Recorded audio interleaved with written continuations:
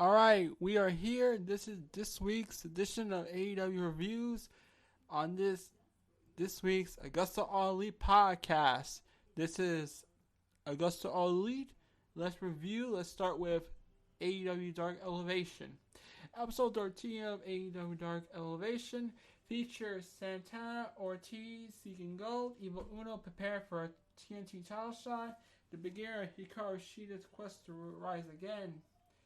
We got Hikaru Shida lost the championship to Dr. Britt Baker and DMD at Double or Nothing, but she's not one to hang her head. She was one to come back against Dynamite in the main event. Dynamite was pleased with the opportunity to go one-on-one with the former champion. If you thought what Britt Baker did with that, wait until you see Dynamite tear Shida up. She'll make everyone forget Shida was ever a champion. Okay then, and Shida revived with a new look with shorter hair, modified ring gear.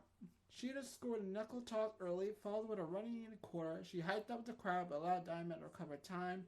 Dynamite connected elbow strike, then got backstabbing rolls. Dynamite worked the Shida chant to give up your arms motion to the fans.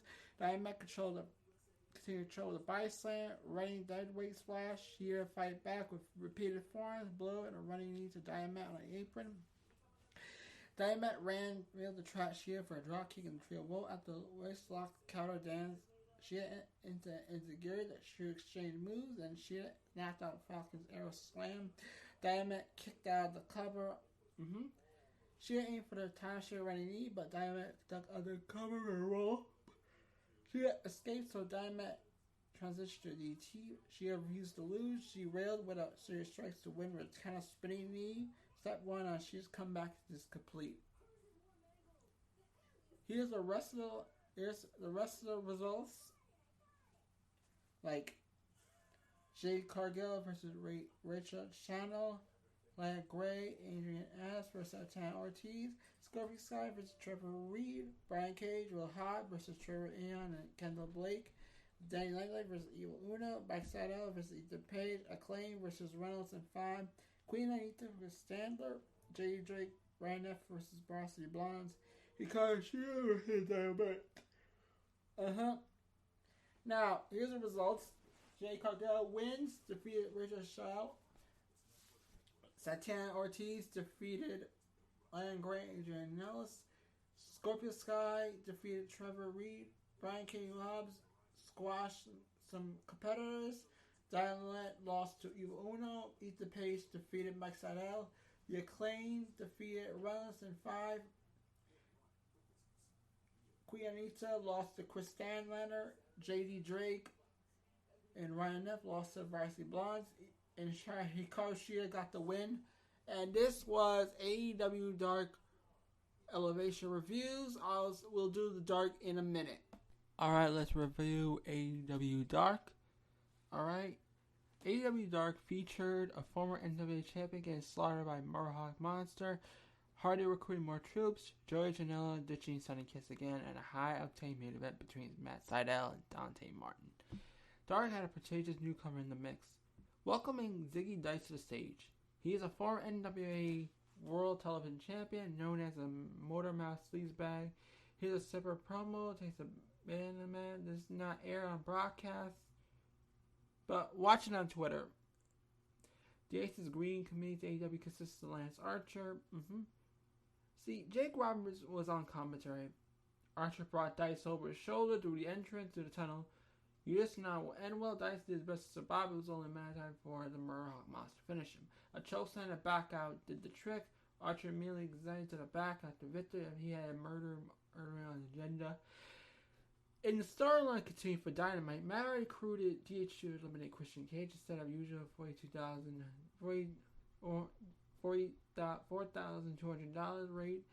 Hardy ended up to $8,450 at a sentence. Jackhammer was chopping at the bit to destroy Christian, but Hardy preferred Angelico to handle the bout Friday night on TNT. The most interesting moment of Dark came first of Joey Janela. The story continues party deeds and the deterioration of friendship with Sonny Kiss. Janela is medically unclear due to injury for his match scan and Hangman Page. Alex Marvez inquired about Janela's current status and discussing injuries. Janela discussed about his time with the Bad Boy Summer last week. Janela and Marvez went to Mig Mommy Micah's Global Bar with drugs. Apparently, Janelle wanted to cut the interview with the party with Marvez and the Knit Factory. Sunday Kiss romped in with a hug for Janelle. Kiss at the Bad Boy support against Aaron Solo and his goons. Janelle is working on improving as a BFF. He told Kiss he will be there as soon as Kiss left. Janelle went to exit through a side door for the Knit Factory. When it came time for Kiss match against Solo, the Concrete Rose was looking over his shoulder, no sign of Janelle during the entrance. QT Musher Nick Camarado back Solo. Kiss went on a roll but took out as a prize focus on QT. Kiss hoped onto the ropes for a stare down. Solo capitalized by yanking Kiss down to the mat, hitting a double stomp, then secured a victory by a double underhook face buster after the match. Factory roughed out Kiss. Janelle never showed up. Here's the rest of the match of the lineups. We had Lance Archer destroying Ziggy Dice. Abandon defeated Willow Nightingale. Cesar Bonin defeated Cyrus. Angelico defeated Matthew Justice. Ty Conte defeated Natalia Bakalova. Was hurt at -1. JP Daly and Tommy Daly lost the Chaos Project. Ariel Dominguez lost to Marco Stunt. Aaron Solo defeated Kiss. Misa Kate lost to Nyla Rose. QT Marshall defeated Bear Bronson. Thunder Rosa defeated Megan Bain. Dark Order defeated Kit Sackett, Dan Barry, and Justin Law, whatever. Ashley Vox, Neil Exo, Fish Girls, or whatever their names are, lost to Big Swell and Kylan King. Masado defeated Dante Martin. Let me talk about the main event. The main event was most banging of the bunch. It was a full-length match. My guilty pleasure was the hoss fight between Bon and Cyrus. Bear QT was fun as well. Those are actually my top picks, and the rest of you deliver. Okay, this was my review on Dark. I will review Dynamite in a minute on a Saturday. So thank you. Hello, we're back. We are going to review Dynamite now. Okay, here the match card for our review for Dynamite. Christian versus Angelico, the Young Bucks, Baron Cutler versus Eddie Kingston and Pac and Penta. The TNT Championship, Miro versus Evil Uno. Lance Archer versus Chandler Hawkins. Leah Hirsch versus Nyla Rose. Hangman 10 versus Brian Cage, Power Hobbs. And again, this review on a Saturday because they're in Dynamite on Fridays. Probably till like Saturday, because if it airs on a Saturday, it's gonna air on a Saturday. I just want to remind you again. I gotta remind you that Dynamite will air the next Dynamite after the 18th will be Dynamite Saturday Night Dynamite on the June 26th, and that means I have to do my review on a Sunday morning. So be on the lookout for that. So let's get to the Dynamite review. I already asked to announce the matches. The winner of the match, the first match is Christian. Eddie, Pac, Penta won their match. Miro retained his title. Lance Archer won his squash match. Nyla Rose wins her women's match against Leah Hirsch. And Hangman 10 and won the match. The main event. I don't know what's going on. Sorry, it was something that stalled. I don't know, was something stalled or something? So let's do this. The Pinnacle opened the show getting out the limo. JR says business is about to pick up. The good news about being taped that he's awake for it. Hardy's in the ring. He said Christian has always been jealous of him because he's mass money. His associate Angelico will destroy him. Christian will never financially recover for this. This was before the match, and after the match, Jungle Boy interfered, came back, so it's a build up to Jungle Boy. I think so.